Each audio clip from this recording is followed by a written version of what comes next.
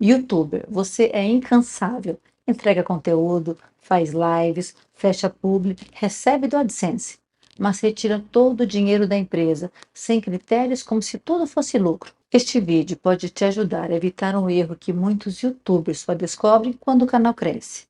Aqui eu vou te explicar o que é Prolabore e por que não é a mesma coisa que distribuição de lucros. Entender isso é o que separa um criador improvisado de um negócio digital, sólido e escalável. No momento do registro do seu CNPJ, nasce outra pessoa, a jurídica, e você, mesmo tendo seu CPF vinculado, é outra pessoa, a física, e você não tem nada a ver com as obrigações, prestações de contas e os riscos da empresa registrada.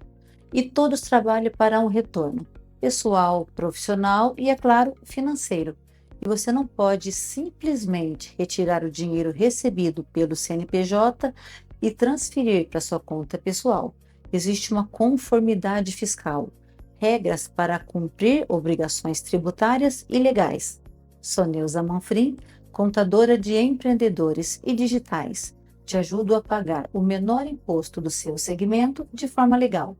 Este vídeo é para o empreendedor que já tem a sua empresa constituída. Caso você ainda esteja usando o seu CPF para atividades de negócio, temos vídeos neste canal explicando e mostrando quanto te custará permanecer assim. Então vamos lá, existem duas formas legais da empresa retribuir financeiramente seus sócios. Uma por seu trabalho dedicado na empresa, que é a retirada de Prolabore, e a outra pelo resultado do seu negócio, que após apurado distribui em forma de lucros, que até 2025 era totalmente isento, e a partir de 2026 paga-se imposto de 10% quando distribuídos acima de 50 mil no mês. Este conteúdo é um tema sensível, porque há sócio que faz as retiradas apenas em uma dessas nomenclaturas, a de lucros, entendendo não ser necessário o Prolabore.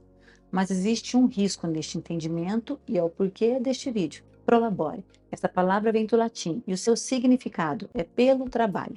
É a remuneração do sócio ou seu administrador pelo trabalho desempenhado. É como se fosse o salário do dono. Só recebe prolabore o sócio que efetivamente atua na gestão ou na operação da sua empresa. Aquele sócio puramente investidor ou cotista que está na empresa unicamente pelo resultado, receberá apenas por este resultado os lucros. Reforço: uma das condições do Prolabore é a pessoa do sócio exercer atividade e esta atividade ser remunerada pelo seu trabalho. Por isso exclui o sócio que não presta serviços à sociedade. A lei não estabelece períodos, mas é comum ser mensal para suprir os compromissos pessoais, a retirada de prolabore e a previsão legal. A legislação previdenciária, na Lei 9.876, de novembro de 1999, a Lei do Custeio, no artigo 12, inciso 5, a linha F, identifica o titular da empresa e o sócio, que recebem remuneração decorrente do seu trabalho como segurado obrigatório na categoria de contribuinte individual. Já a Receita Federal, uma vez unificada com a Previdência Social, se manifestou através da solução de consulta COSIT 120.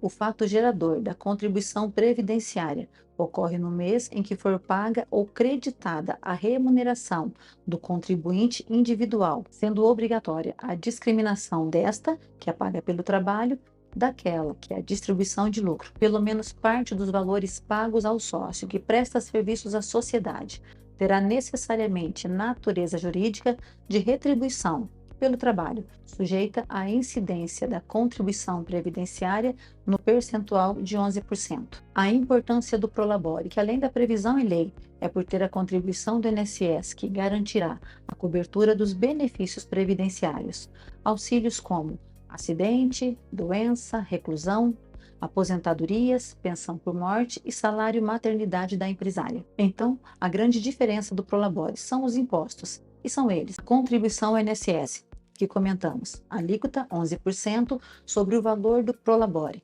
Valor mínimo: o salário mínimo, hoje 1.621, valor máximo, o teto, hoje 8.475,55. Valor menor que o mínimo não é reconhecido para poder liberar os benefícios da Previdência. E valor maior que o teto é pagar à toa, porque o INSS só te repassa até aquele valor.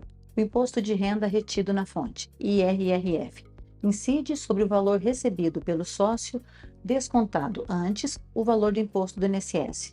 A alíquota é progressiva, vai aumentando conforme o valor da sua retirada. Desde janeiro, é isento até 5 mil, e acima deste valor pode chegar a alíquota máxima de 27,5% para as empresas não optantes do Simples Nacional, exceto para as enquadradas no anexo 4.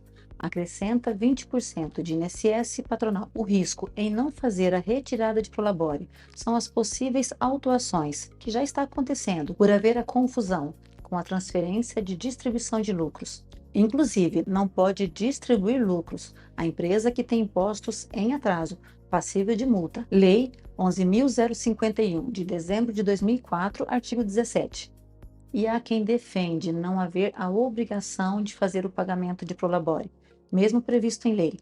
É perfeitamente adequado nas situações em que nenhum valor é repassado ao sócio, mas não é cabível quando, de fato, houve a retribuição pelo trabalho. Não há lei que limite quanto um sócio que presta serviços à sua empresa deve receber como prolabore. Existe a prática de um salário mínimo, que é o valor que a legislação prevê para que haja a incidência da contribuição previdenciária. Atenção, receber apenas lucros distribuídos por ser rendimento isento, declarando que a atividade não é remunerada, mesmo estando ali trabalhando, prestando seus serviços na empresa. A Receita Federal pode concluir que tudo que o sócio recebeu é prolabore e cobrar a contribuição do INSS sobre o total retirado no mês. Agora vamos falar do fator R. Empresas enquadradas no regime do Simples Nacional podem estar entre 5 anexos, cada anexo com alíquotas específicas.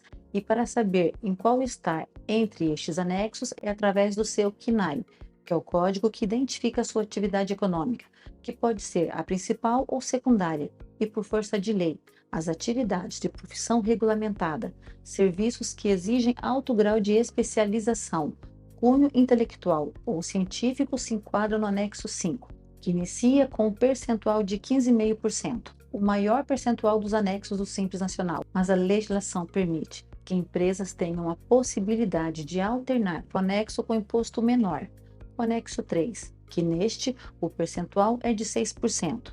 Para que isso aconteça, deve levar em consideração quanto do seu faturamento são gastos com folha de pagamento, que inclui o prolabore, não os lucros, o prolabore. E para esta situação, deve ter um olhar atento, um planejamento fiscal para estar neste anexo mais vantajoso e garantir o menor imposto.